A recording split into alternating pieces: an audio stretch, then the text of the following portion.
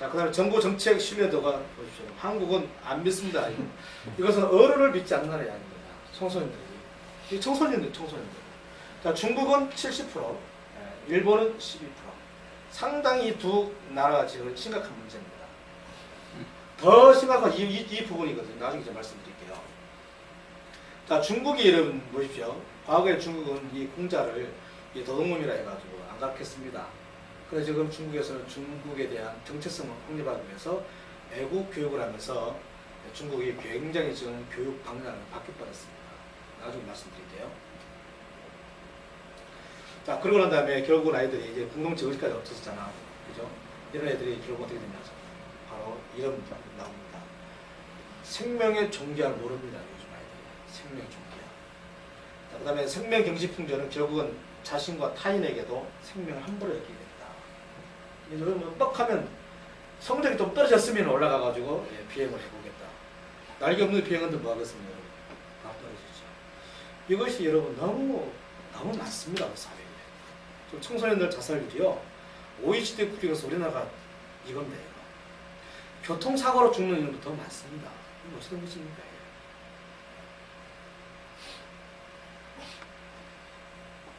자, 청소년들이 죽는 사망 원인 2위가 자살입니다. 자, 자살률 OECD 국제 최고입니다. 하루 평균 1.8, 요즘은 2.5명, 3명 그렇게 나오더라고요. 이것이 굉장히 갈수록 더 많아지고 있습니다. 자살 원인, 가족문, 친구, 이성, 성적, 정신적 질환 해가지고 결국 애들이 이렇게 자살로까지 이어집니다. 자기 생명을, 자기의 그런 존재 자체를 귀하게 여기지 못한다는 거예요. 그리고 폐륜 범죄가 갈려갈수록 되어진다. 친족 대상으로 한 이 박한상 군이죠. 이 친구로 인해가지고 해마다 40몇 살씩 터지고. 여러분 이 문제 너무 많아서 참 말하기 힘들어요. 가까운 여러분 몇 달 안 됐습니다. 노모가 그냥 게임만 오래 하고 31살 먹은 아들에게 게임 좀 그만하라 그랬더니 흉기 갖고 와서 어머니 머리를 쳐버리고 죽이고, 어머니 갖고 온 그 카드를 빼가지고 다시 피해가 가지고 3일 4일씩 하고 있다가 부정대 돼서 친척들 들어와가지고 보니까 어머니가 돌아가신 겁니다. 그래서 신고했더니 이 아들내미가 어머니 이렇게 살해하고 잘 태연하게 그 자리에서 3시간 동안 게임하고 짜장면 시켜서 먹고 그러고 카드를 가지고 밖에 나갔다. 이것은 사람을 생각할 수 있는 그런 문제가 아니잖아. 그렇죠? 너무 참 무거운 소리가 해서 죄송합니다. 결국 이겁니다. 이 문제는 결국 교육 환경의 오염으로 인해 가지고 청소년들 자살이 스스로에 대한 최고의 피해자가 된다. 피해자입니다. 왜? 이게 기성세대가 갖고 있는 가치관입니다. 우리가 갖고 있는 가치관입니다. 성공지상주의, 성적제일주의, 입시교육, 다혈적, 경영적 교육, 물질만능, 배금주의 사상, 길어갈 게 너무너무 많더라고요. 결국은 우리가 정말 우리가 살고 있는 이 모든 구성원들이 서로가 서로에게 이렇게 할 수 있는 그런 환경을 만들지 않으면 이런 문제는 앞으로 더 많이 나온다. 전자발전을 아무리 치운다 할지라도 그런 악한 폭행들은 계속 될 수밖에 없다. 자, 결국 이런 뭐냐면 이 부분입니다. 교육이 지금 잘못되고 있는데 뭐가 잘못됐느냐. 자, 인문학이 학교에서 지금 퇴출당하고 이게 큰 문제입니다. 그죠? 인문학에 대해 관심 없어. 저도 사실 관심 없다가 나중에서 이거를 연구하지 않으면 안 되겠다 싶어가지고 제가 나중에서 조금 관심 갖게 됐습니다만 너무 늦게 하다 보니까 안 됩니다. 그러나 지금 자라나는 청소년들, 어린아이들 인문학을 하지 않으면 아이들 창의력 발달이 안 됩니다. 그 다음에 사고력 떨어집니다. 게임 백날 첫날 해보세요. 이것만 반사적으로 아무런 도움이 안 됩니다. 근데 아이들을 여러분 우리가 보통 이야기하지 않습니까? 글 쓸 때 머리가 아픕니까? 안 아픕니까? 글 쓸 때 아프죠? 글 쓸 때 아프죠? 다 느끼시죠? 여러분 왜 머리가 아픈지 아십니까? 글 쓸 때 글을 쓰려고 하면 이 뇌는요 완전히 전 시스템 자동화입니다. 그래가지고 앞에 말 뒤에 말을 이 논리적으로 막 하다 보니까 머리가 아픈 거예요. 이게 사고력이 여기서 막 구성됩니다. 그래서 글을 많이 쓰면은 뭐가 됩니까? 여러분? 글을 많이 쓰면은 머리가 창의력이 막 튕겨납니다. 그 속에서. 여러분 글을 쓴 사람들이 막 미쳐버린 이유가 뭐냐 그러면요. 글을 쓰다가 자기가 의도하지 않는 문장이 탁탁 튀어나올 때는 사람 미쳐버려요.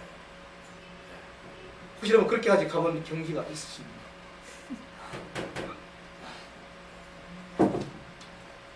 그래서 여러분 우리 아이들에게 어떻게 하든지 인문학, 사람이 뭐냐, 우리가 살고 있는 사회가 뭐냐, 여기에 대한 이야기들을 아이들에게 끊임없이 해주고 여기서 관심 갖게 해줄 때에 우리 사회를 더욱더 건강해질 수가 있습니다. 그래서 이것이 뭐냐 하면 우리에게 주어지는 이 정신훈련입니다. 정신교육입니다.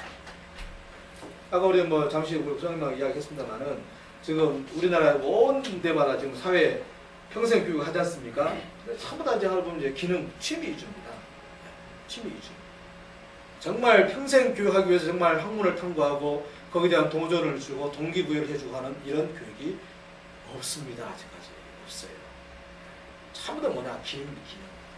이거 해가지고 어떤 재화를 만드는 거, 이것입니다. 정말 끊임없는 학문을 통해 가지고 여기서 대한 도전을 하게 하고 정말 여기서 그 어른들이나 참여자 사람들이 정말 우리 사회가 이제 학습하는 분위기로 가자. 그러나 독서의 일기가 일어나고 이렇게 해야 되는데 전부 다 그 딱 뭐 한 주간 하고 끝나고 아니면 뭐 한 템포하고 끝내버리고 이렇게 하다 보니까 지금 엄청난 예산을 들여서 하고 있습니다만은 결국은 우리 사회가 지식 사회가 되지 않고 있다는 사실입니다. 이것은 우리 모두가 참 풀어야 될 숙제고요. 어차피 우리 주변의 구성원들이 청소년도 있고 그다음에 뭐 어린이도 있기 때문에 이 문제들은 반드시 지금부터 우리가 그런 대안을 세워가야 될 부분이라고 생각을 합니다. 자, 그러면 청소년 교육을 위한 환경 개선 어떻게 하겠습니까? 저는 청소년 교육이란 뭘까? 청소년 교육의 가치가 뭔가?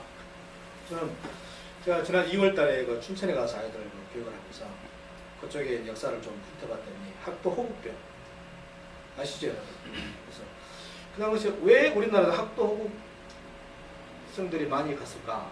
그때부터 한 문장이 있습니다. 뭐냐면 불의 앞에 행동하지 않는 학생들이 있는 나라는 민족은 두려가다.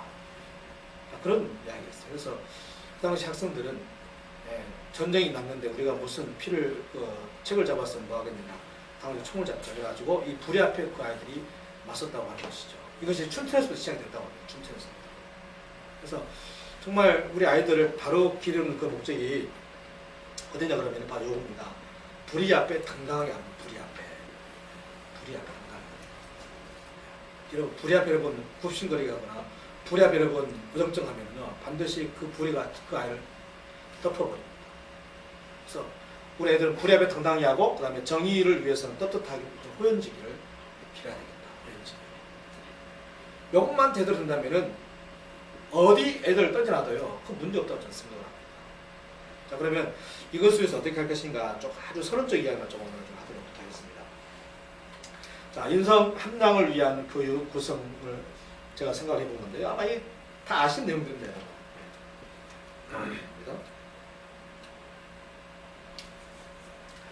자, 인문 기초 교육을 해야 됩니다. 역사, 문학, 철학.